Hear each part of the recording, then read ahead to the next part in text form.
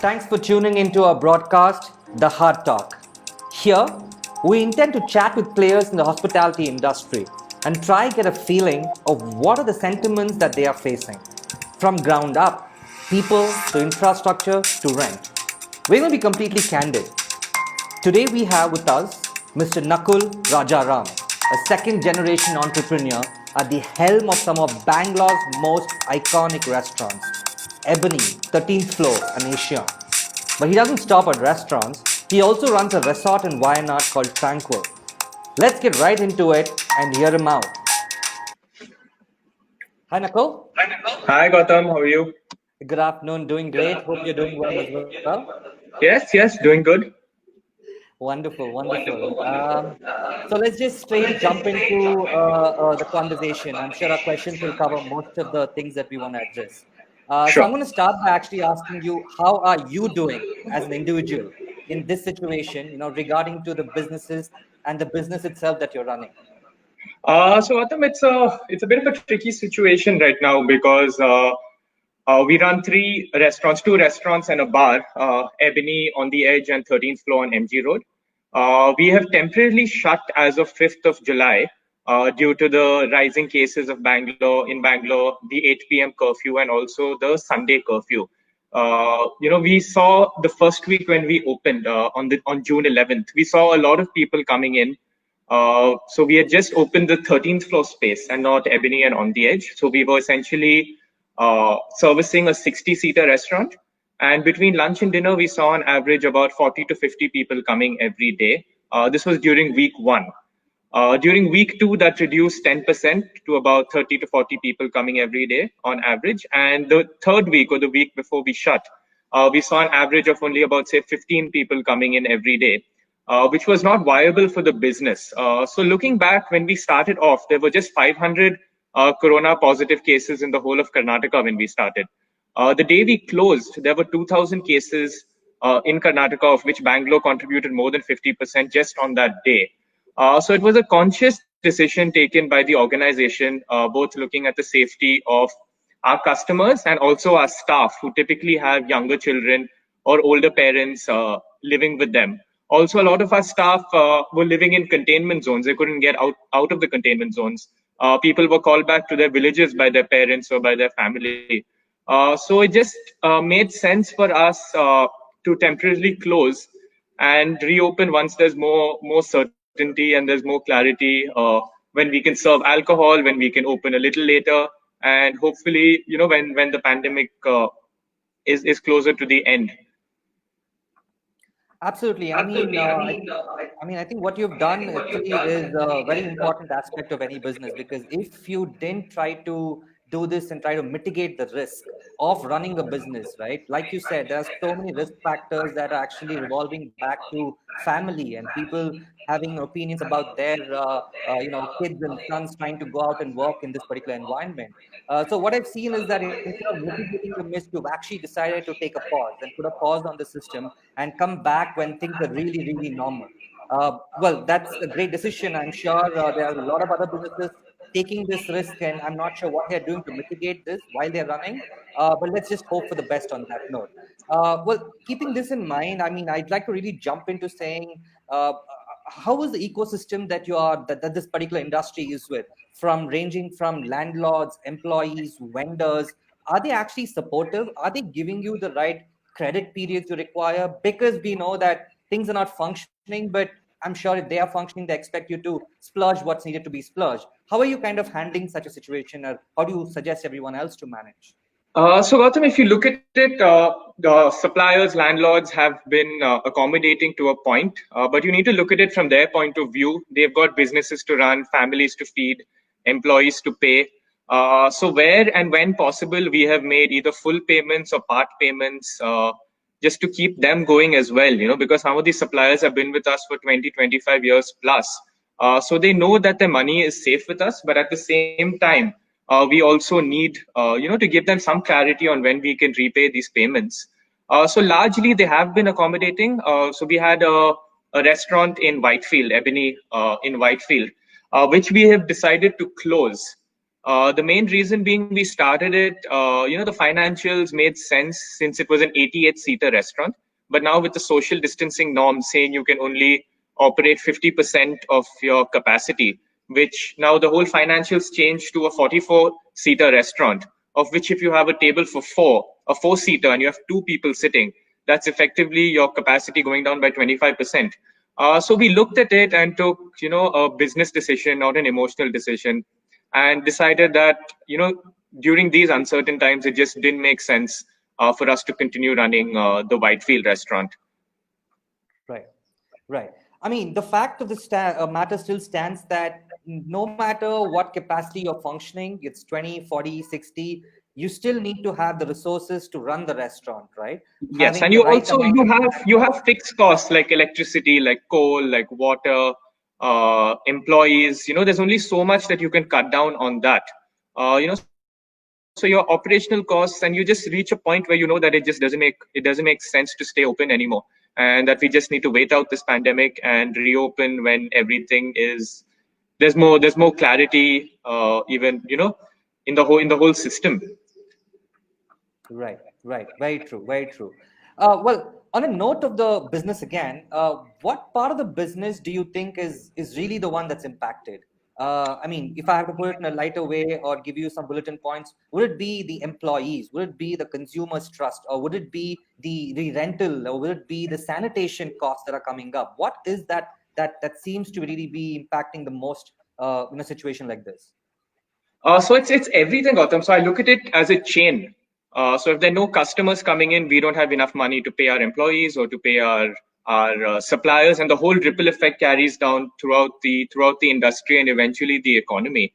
So now customers are also scared to go out and eat in restaurants. There was recently a JP Morgan Chase study that linked, credit card spending at restaurants with positive cases. So stories like this keep coming out. There was about 2 months back, the pizza delivery man who tested positive in Delhi, which saw, a huge drop in restaurant in ordering through Swiggy, Zomato, etc. So there are cases like this. Customers who came and dined with us during the first week were scared during the third week. People who ordered in during the first and second weeks, their apartment societies stopped delivery boys entering the premises. So there was a lot that changed from the first week to the third week. And given the rise in cases, it's only looking worse from now.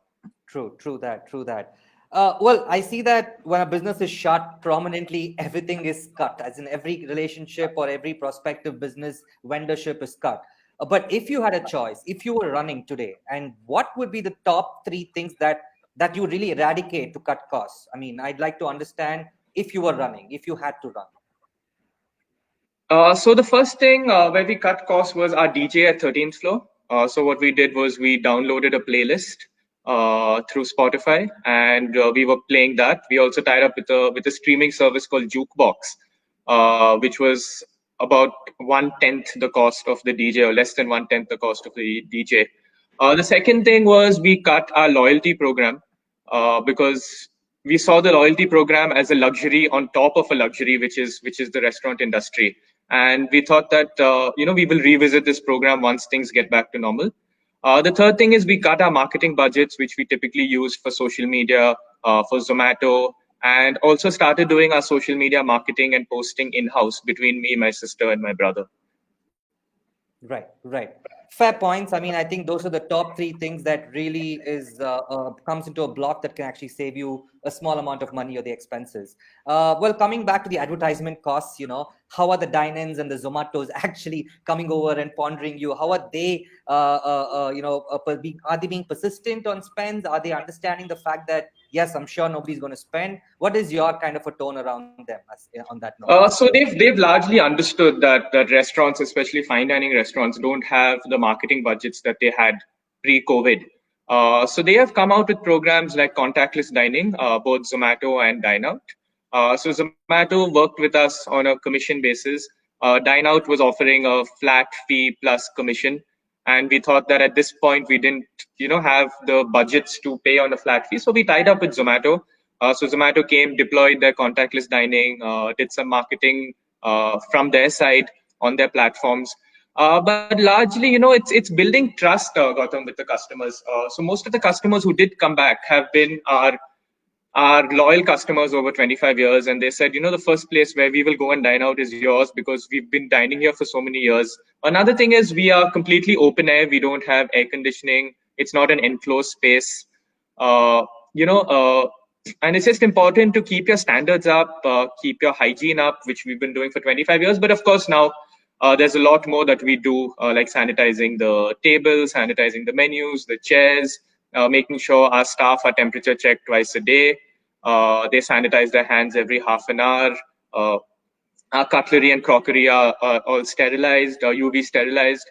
Yeah, so there's a lot that's changed, since March and now. Right. Well, I mean, what comes across to me is that there's a lot of precautions being taken. Well, all of the sanitation that you're looking to actually Yeah. adds up to a business cost based on the size of the business. Do you see that this is actually going to add up to the cost to the end consumer? I mean, be it restaurant or be it accommodative hotel. Do you see these costs being put across to the end consumer at their billing aspects? Uh, I think if you look at it today, consumers are more aware of what they're paying for. Menus are easily available through platforms like Dine Out, Zomato. So during the 3 weeks that we were open, we absorbed all these costs. We understood that now this is a cost that is unavoidable. And we did not pass it on to the consumer as we felt that it was just not fair for us to pass on this. And we just uh, took it as an additional cost that is required right now. I see. I see. That's great. What do you see the new normal going to be? I mean, do you envision this to be the new normal at all? Because it's not a good sight for sure, right? No, I mean, when you see, stewards and captains and waiters coming up to you with a face shield and a mask and gloves, it's a little uneasy, a little scary. Customers, when we ask them, how are you feeling? They look at me and say, "How are you feeling?" With the mask on and the face shield. But these are things, Gautam, that you can't avoid now. This is some you need to instill confidence both in your customers as well as your staff.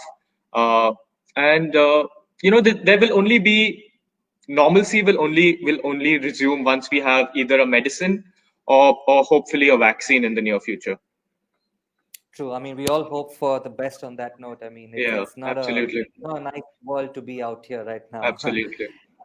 Considering that there is a huge obvious hit on the dine-in, and delivery as we see is not your majority of the business aspect, and even with delivery constraints being out there, which is quite obvious, with the communities trying to Yeah, lock off outside visitors, yeah. what else do you see is the future of hospitality? I mean, does catering and any of those factors come to the forefront now, because it's much easier to build Uh, trust on that note? So catering usually involves guests of over 20 people, which people are not doing anymore, just because the fear factor has really set in the people. So we used to do on average 10 to 12 catering, large catering varying from 20 people to 200 people every month. That has come to zero. Ordering in seems to be the only way forward, but at our price points, uh, so pre-COVID, ordering in or takeout contributed less than 1% of our overall revenue. And, during these 3 weeks, it contributed about approximately 40%. So we had to take a call whether to stay open or not. We were known, for an occasion to come and dine in with the view and the good food. And we just didn't see it viable just stay open for delivery at this point. But your Nagarjunas and your Meghna Biryanis and your Corner House, they can survive off just takeout. But I don't think any fine dining restaurant can survive off just doing takeout and delivery through online aggregators. Fair, fair. That's just not the viable way for the experience to be great, especially if you're a venue that wants to offer an experience. Where do you see the consumer trends being shifted to? I mean, I see a Absolutely. lot of takeaway, curbside pickup, sort of an experience coming across in the first world countries. Consumer But trends are where shifting do more you see towards, people who didn't cook before March are now starting to cook. People are ordering from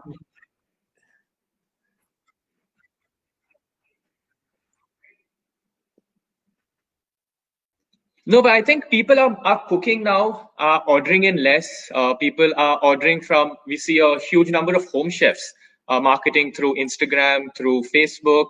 A lot of people ordering in through there. Fresh to home, licious. I think this is where consumer trends are moving right now, towards prepackaged food uh, and away from traditional restaurants. True. I mean, that seems to be a lot more competition biting off your pie of the market, I suppose so. But but yeah, nevertheless, as long as things can get better and things people are still eating out, I'm sure a business that's dedicated to doing catering can also survive on that note. Um, well, do you think that technology is actually a beacon of hope at this point of time, or I mean, you think technology can be accepted much more than it was in the past in many, not just in the Yes, space of technology. delivery, but yeah, No, not technology just in can delivery, definitely but help as a means of communication between the restaurant and the consumer. A lot has changed in the last 5 6 years. Where earlier, if you had to make a reservation or even know what's on the menu, you'd have to call the restaurant and ask them if they had certain dishes, what the prices were. Even ordering delivery, you would have to call the restaurant, and then the restaurant would send a delivery driver. Then you have to call the delivery driver, see where they are.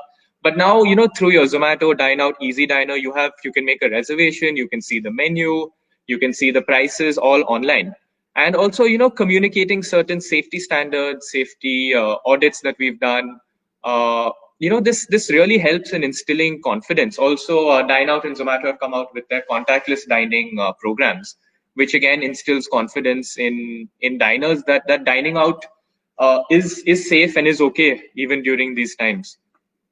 true that we hope that these things actually make an impact, and we are able to write this whole thing using technology, because that seems to be the only tangible way of going forward. um, Absolutely.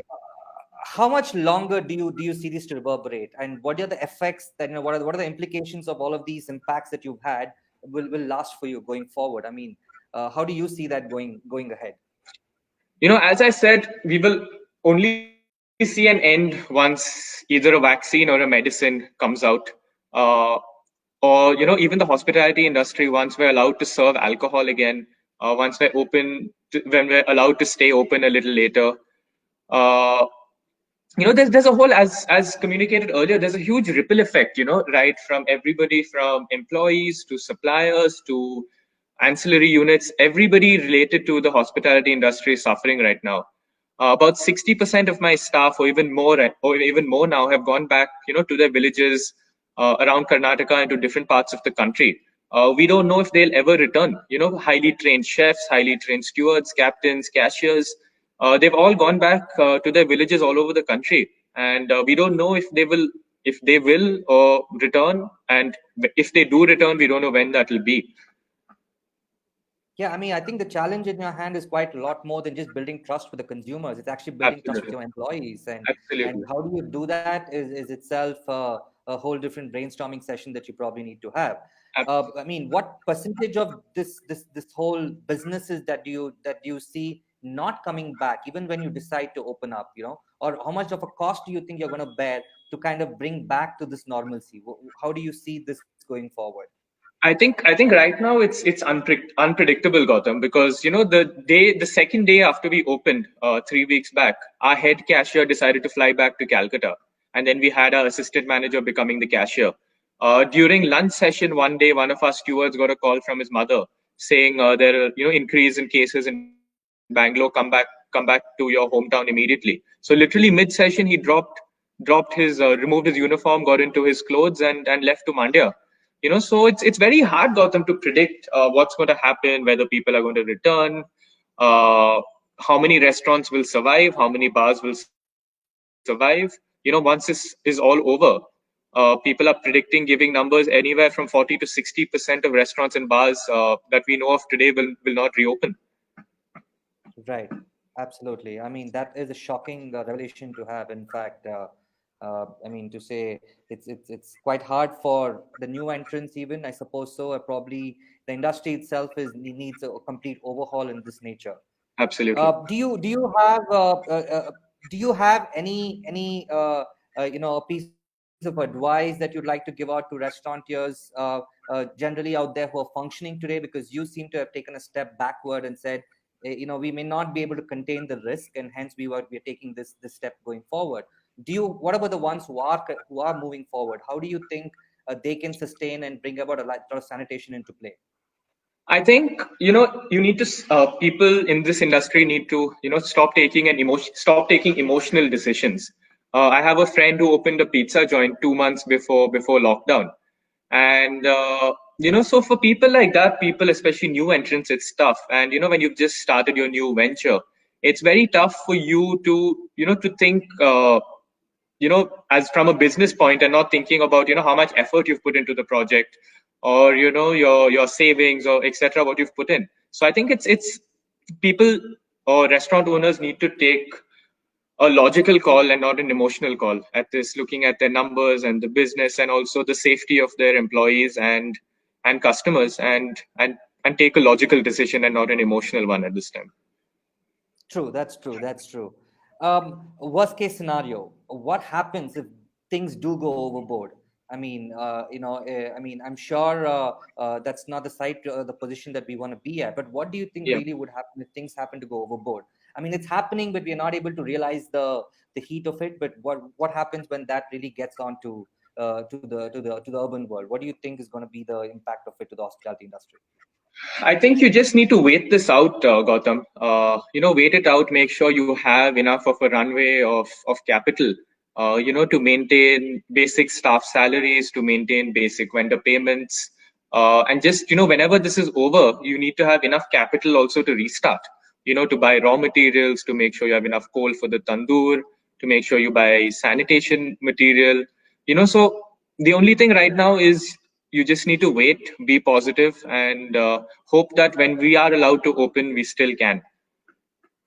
Right, right. Are you taking any measures to sort of win back the trust? I mean, the trust of everybody, the ecosystem, come from employees. Although you're providing them with all necessary accommodation aspects, the trust of the consumers. I mean, how do you see this can be achieved for any business that's sort of important as of now? So during our 3 week period, we had customers who came to us multiple times. And when I asked them, what makes you come back?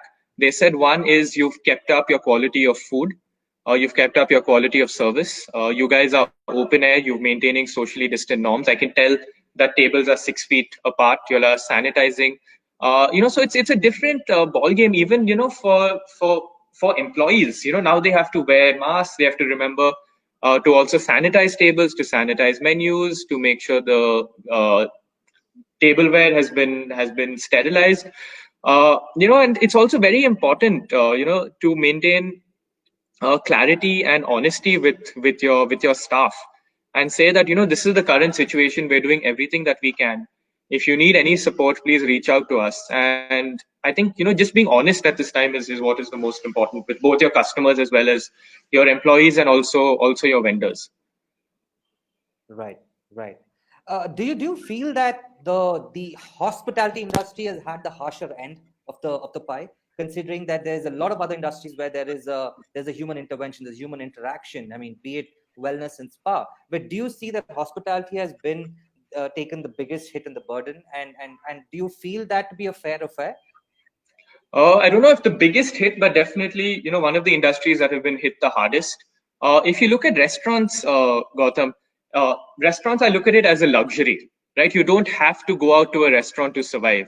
You can cook at home, you can order taken, you can resort to Licious, or getting food from your neighbor. Or going out and eating is a luxury. You can survive without going for a holiday.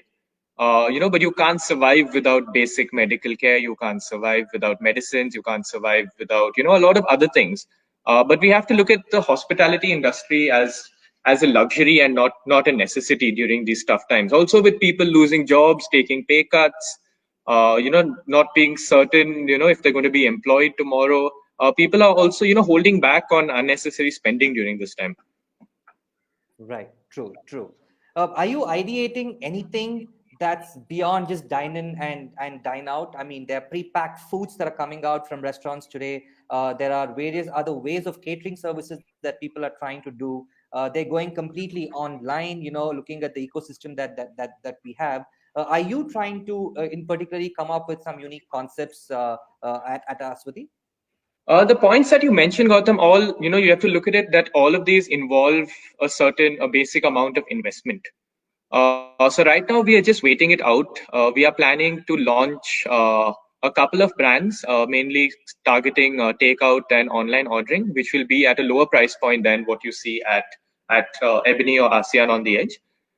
But we are not rushing into it. We're going to wait it out, wait for a new normal to emerge, some new clarity in the market to emerge, and then only will be launched. We don't want to get ahead of ourselves during this time. Well, thanks everyone for watching the show. We hope you enjoyed the program. If you did, please leave us a thumbs up.